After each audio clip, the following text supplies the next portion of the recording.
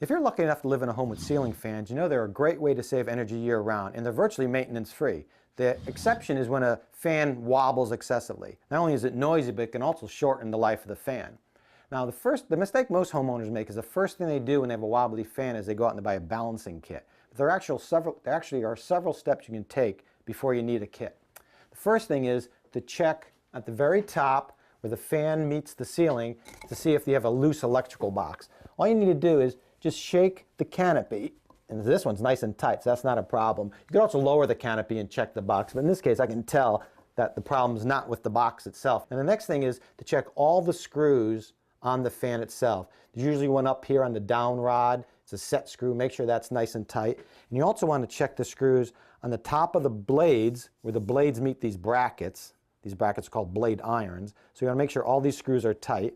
And you also want to tighten all the screws where the blade iron meets the ceiling fan itself, right on the bottom. Those are usually accessible, so there's no problem getting to them. Now, if all the screws are tight, what you need to do is check for warped blades, because if a blade is warped, it's going to throw the fan out of balance, and of course, it'll wobble. So what we're going to do is just take a yardstick, hold it against the ceiling, and we're going to rotate and measure each blade. Just pick a spot, either the very top edge or the bottom edge, and we're going to check each one. Don't move the yardstick, though, because you want to make sure you're measuring in the right spot, the same exact spot.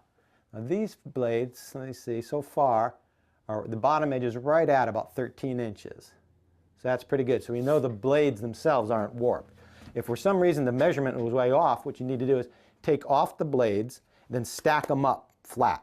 And it'll be really obvious which one is warped and you have to replace it.